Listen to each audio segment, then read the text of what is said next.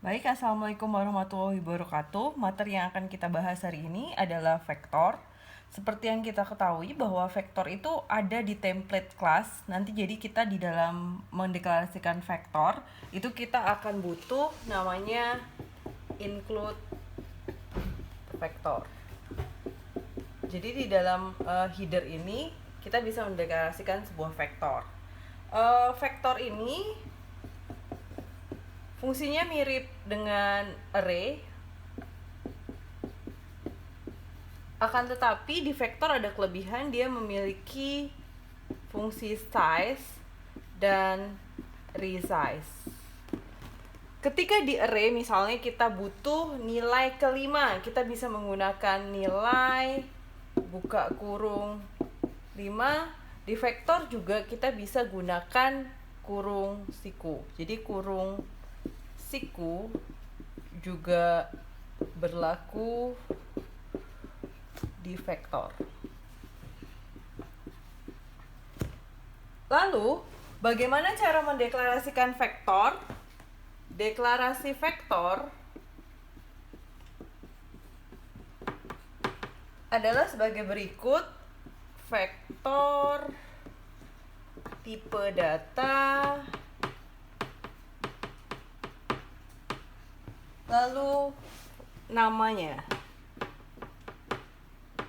Bisa juga atau vektor tipe data, lalu nama, buka kurung, ukuran. Apa beda cara deklarasi pertama dan kedua? Deklarasi pertama satu berlaku untuk vektor yang dinamis. Dinamis artinya ukurannya bisa ditentukan kemudian. Sementara yang memiliki ukuran atau deklarasi yang kedua itu sifatnya statis karena ukuran sudah ditentukan sebelumnya.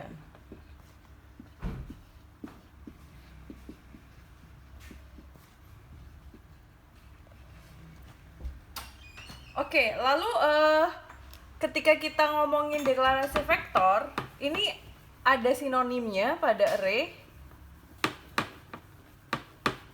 Jika yang pertama di vektor seperti ini, vektor tipe data nama, di array tipe nama kurung siku. Sementara jika yang punya size di array adalah tipe nama ukuran.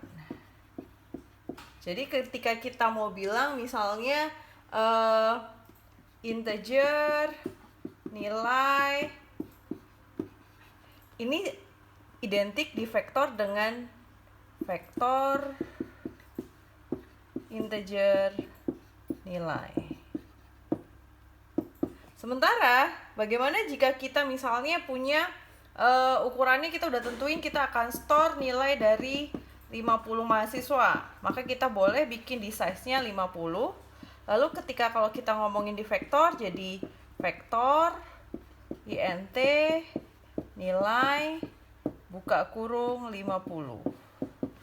Ini perbedaan cara mendeklarasikan di array dan di vektor.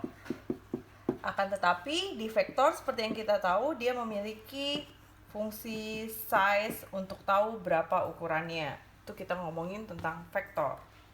Oke, baik. Sekarang kita akan bahas di program ini. Di program ini kita punya include IOStream standar, lalu untuk input output, lalu ada include vektor, itu yang udah kita bahas tadi. Kalau kita mau memakai vektor, kita harus menggunakan header yang namanya vektor. Lalu sesudah itu kita pakai using namespace standar karena kita menggunakan dev C++. Lalu int itu kita buat, boleh dibuat atau tidak karena kan seperti yang udah dibahas sebelumnya, fungsi defaultnya menggunakan integer. Lalu integer main. Lalu sesudah itu integer jumlah siswa. Seperti yang kita tahu berarti jumlah siswa tipenya adalah bilangan bulat. Lalu kita punya vektor double nilai. Artinya apa? Kita punya variabel namanya nilai bertipe vektor, nilai dengan tipe data double. Artinya double di sini dia bisa menyimpan bilangan desimal dengan menggunakan konsep vektor. Lalu berapa size-nya? Karena tidak ditentukan, maka ini akan bersifat dynamic. Artinya bisa men-store jumlah nilai yang diinginkan user. Lalu di sini ditampilkan cout jumlah siswa. Lalu program akan meminta inputan dari user, jumlah siswanya berapa. Misalnya kita inputkan jumlah siswa adalah 5, maka otomatis ini disimpan dengan nama JLH siswa. Lalu sesudah jumlah siswa 5, lalu nilai resize jumlah siswa itu artinya adalah nilainya kita berubah jadi size-nya 5 otomatis karena ada kata resize. Artinya di sini inputan 5 meresize vektornya sesuai dengan ukuran yang kita mau. Lalu sesudah itu ada for i sama dengan 0, i kecil dari integer bilangan bulat, nilai titik size. Ketika dia tanya nilai titik size itu otomatis kita ngomongin i0, i kecil dari size-nya, otomatis dia bisa mengambil nilai size-nya yaitu 5, lalu i++. Sesudah itu dia akan mengeluarkan perintah nilai i tambah 1. Kenapa i tambah 1? Karena dia startingnya dari 0, user tidak akan tahu itu 0 itu berapa, maka dia akan nanya nilai 1 berapa. Ini akan yang ambil nilainya adalah nilai 0. Lalu nilai 2 yang ambil nilainya adalah nilai 1 karena ini dimulai dari 0. Lalu akan berhenti di berapa? Akan berhenti di nilai 4. Akan berhenti di nilai 5.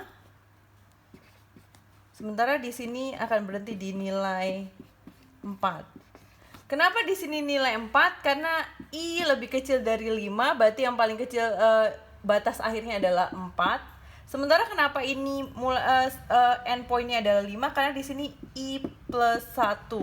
Jadi ketika 0 ini 1, ketika 1 ini 2, ketika 4 di sini 5. Jadi di sini program yang ini bertujuan adalah untuk menerima data sebanyak jumlah siswa yang masuk.